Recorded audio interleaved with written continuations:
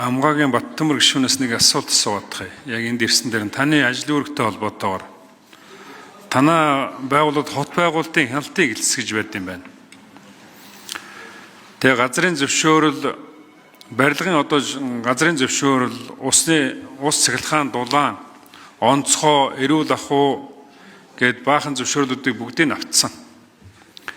Тэгээд зургаа батлуулсан.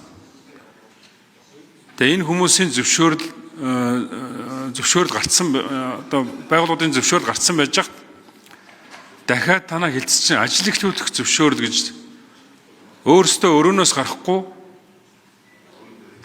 зөвшөөрөл өгдөг ийм бүтэц дотроо бий болгоцсон байна. Зөвшөөрөл дээр зөвшөөрөл болгодог. Тэгээ яа лам юм уу? Ядаж өдөр судрын үзүүлээд одоо энэ газар мазар лус савдаг хүнднгээд өдөр хардаг байж болно. Ламд ханддаг байж болно. Тэгвэл танах тэдний өдөр ихэл гэдэг ийм зөвшөөрөл тэгтээ дөрвөө гарцсан бүх зөвшөөрөл дээр дахиж зөвшөөрөл өгдөг.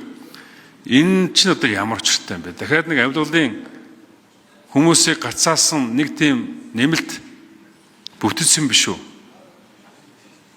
Энэ дээр нэг тайлбар өгöd өгч.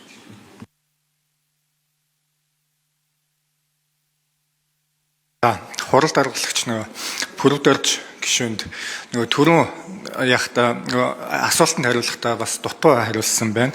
Гүйцэтгэд хариулчаа. За энэ дээр бол манай байгууллага бол ерөнхийдөө 11 хэлтстэй байгаа. Дутуу нэрлэгдсэн хэлтсийн хувьд бол хотын орон зай мэдээлэл технологийн хэлтс, хот байгуулалтын инженерийн дэд бүтцийн хэлтс, дэд төв дагуулгын хэлтс гэдэг энэ хэлтсүүд байгаа.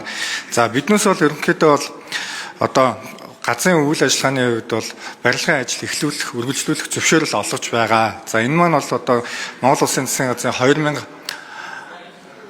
2021 оны 213 дугаар тогтоолоор барилгын ажлыг эхлүүлэх, үргэлжлүүлэх зөвшөөрөл олгох дүрм гэдэг энэ эрх зүйн баримт бичгийг бол мөрдлөг болгон ажиллаж байгаа. За тухайн дүрмд бол ерөнхийдөө бол одоо таны дээр дурдсан бүх бүрдэл хангагдсан тохиолдолд бол ямар нэгэн нэмэлт бичиг баримт шаардахгүйгээр барилгын ажил эхлүүлэх, үргэлжлүүлэх зөвшөөрлийг бол олгох үүрэгтэй байгуулгаа.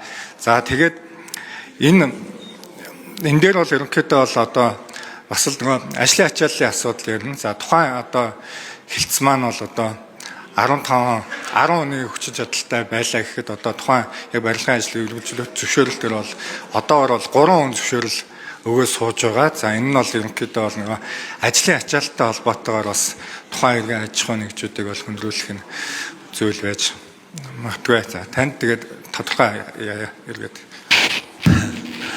Гэхдээ одоо наадах тэртээ бүх зөвшөөрлүүд нь гарцсан. Тэгээ уулаасаа наадах байгуулагч чинь тэр дүрмээр өөрөө үүрэгтэй юм байна. Танай байгуулагч өөрөө үүрэгтэй.